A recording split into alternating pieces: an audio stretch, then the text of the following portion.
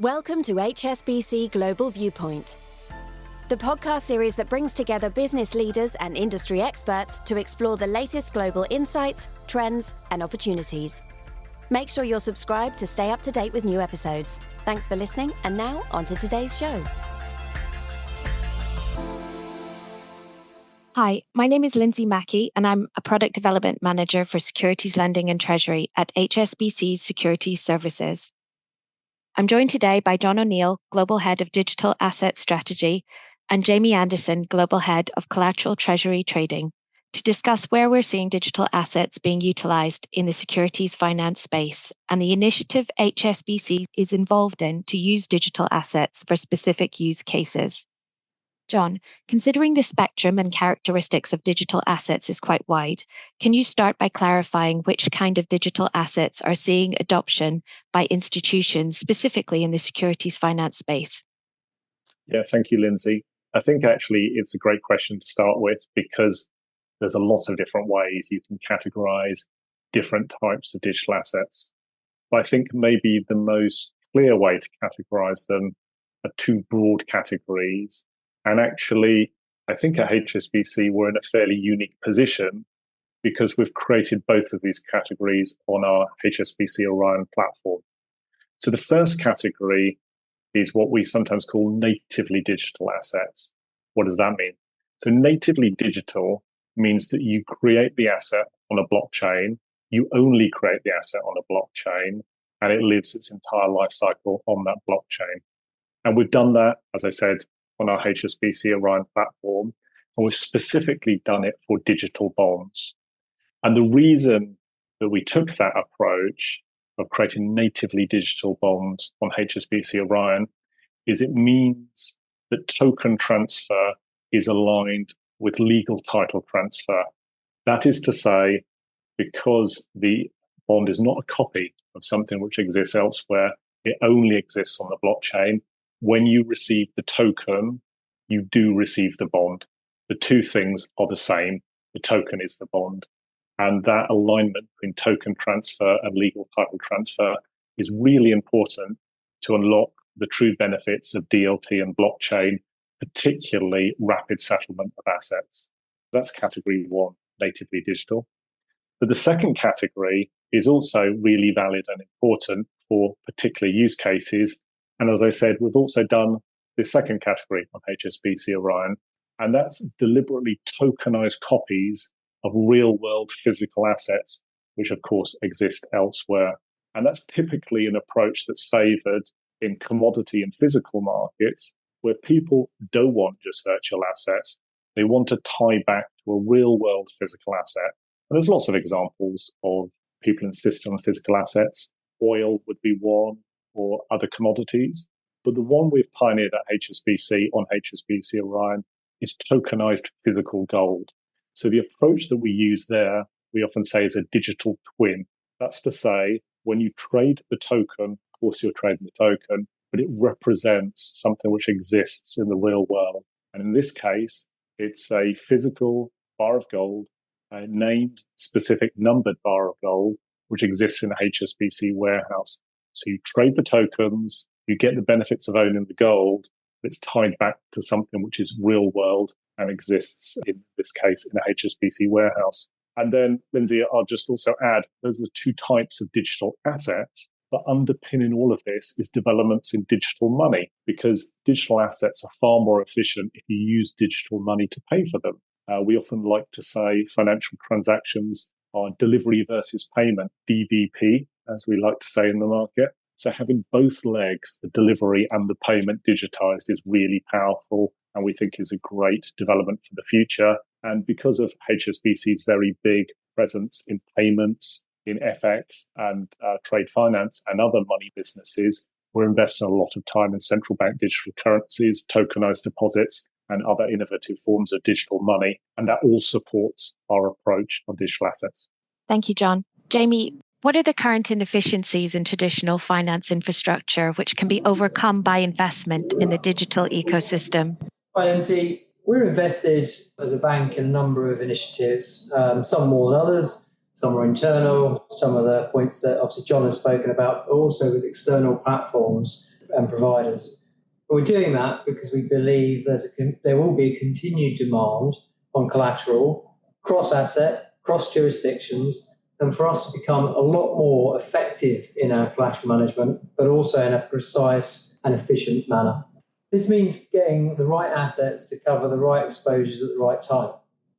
For example, we've developed in-house a collateral optimization engine, which is called Optic, but we developed that with a cloud-based solution with Google AI engineers, and that really gave us the ability to enhance our collateral allocation and to leverage that to cover kind of additional exposures outside of our tri-party collateral over the coming months and years. But when they're looking at a pure digital element, using tokenization or native digital assets in the collateral ecosystem, there's a lot more work and time and resources to spend on enhancing that facility and that ability as well. We see a move to meeting collateral obligations intraday.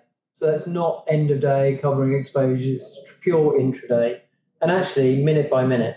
And we may also want to do that outside of normal settlement hours, so 24/5, or actually even potentially 24/7 type environment, being able to use our inventory at all times throughout the day. There's a third element, which is actually using trapped assets. So assets which are not traditionally within the securities financing ecosystem, or ones that are in the ecosystem, but are actually trapped and not usable today. For example, moving a collateral receipt or a digital collateral receipt should be quicker and cheaper to move than the asset itself in some markets.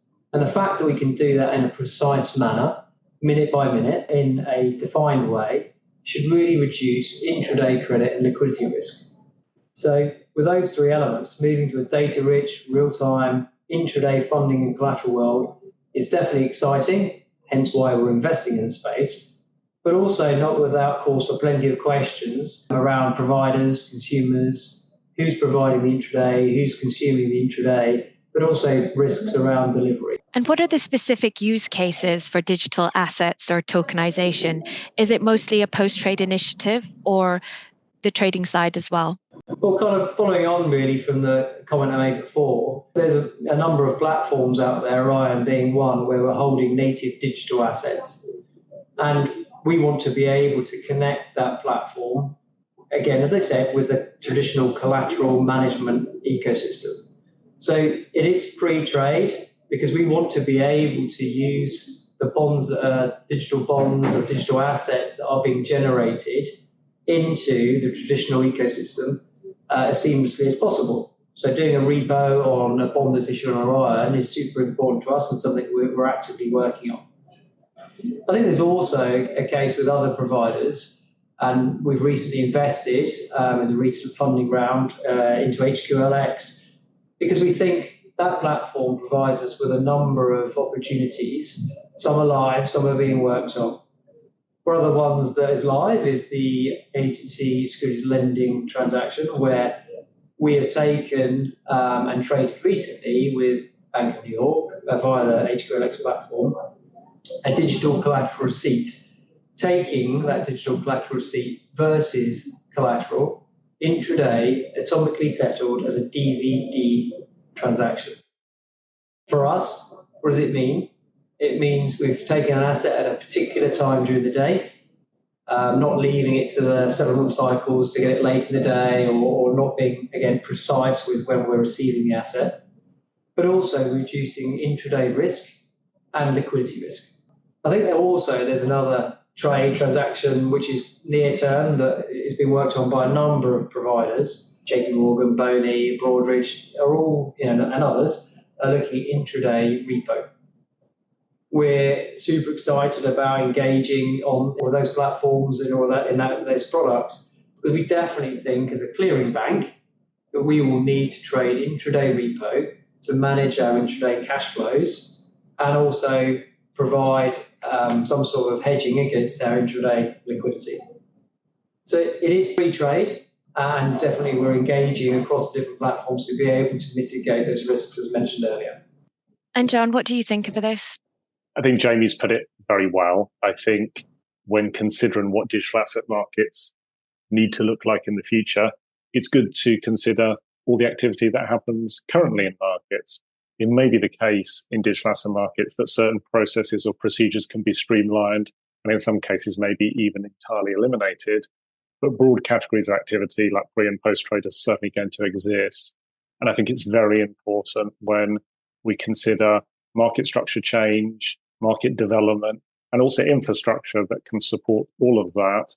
We are considering the full range, the full life cycle of trade and activity, making sure we're deploying platforms like HSBC Orion or like some of the third-party platforms that Jamie's mentioned, which can improve process and do things better, which is always the theme, I think, for digital assets. And where is the industry right now, and what progress have we seen so far?